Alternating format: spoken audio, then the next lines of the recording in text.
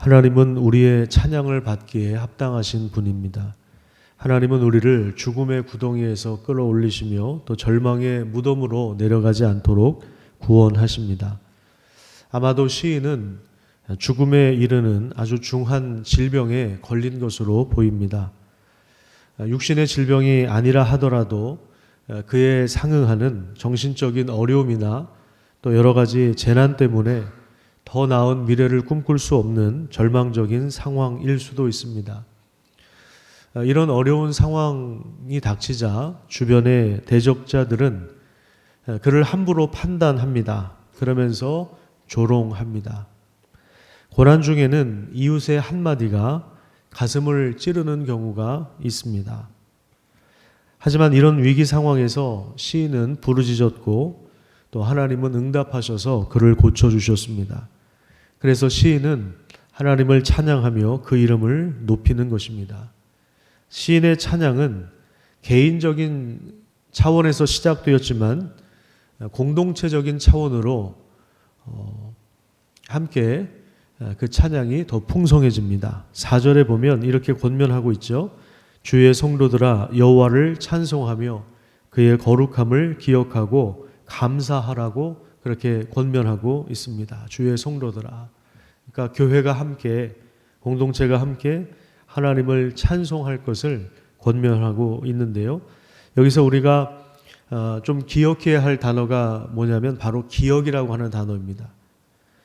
하나님의 거룩함을, 하나님을 찬송하며 하나님의 거룩함을 기억하고 감사하라 이렇게 하면서 찬양을 이끌어내고 있습니다. 우리가 정기적으로 모여서 하나님을 찬양하고 또 하나님의 이름을 높여드리는 이유는 하나님의 은혜를 기억하기 위함입니다.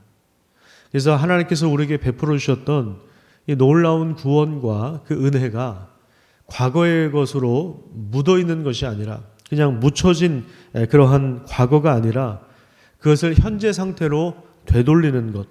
그래서 그것을 더 풍성하게 하고 복된 미래를 함께 바라보게 하는 것. 그것이 바로 기억하는 것입니다. 우리가 하나님을 찬양하는 이유는 하나님을 기억하기 위함입니다.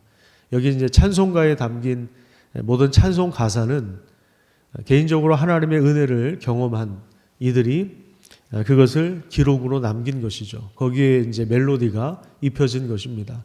그래서 이 찬양을 공동체가 함께 부를 때에 과거에 우리 신앙의 선배들과 함께 하셨던 그 하나님이 오늘도 우리와 함께 하시는구나. 그 사실을 우리는 기억할 수가 있는 것입니다.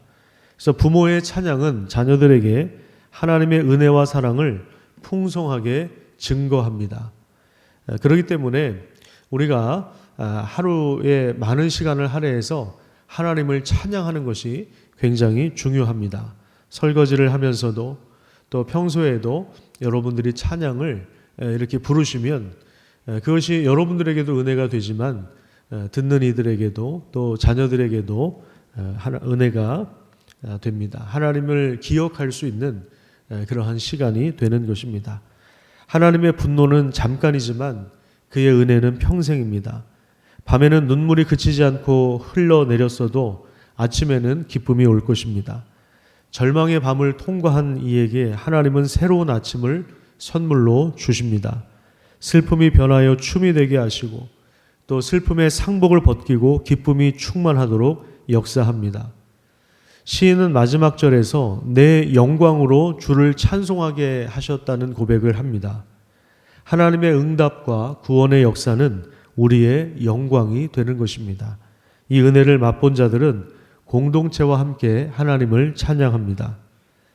하나님의 은혜는 우리의 교만과 또 우리의 자만을 깨트립니다. 6절에 보니까 시인은 형통할 때 나는 영원히 흔들리지 않을 것이다 라고 하면서 자만했던 것으로 보입니다.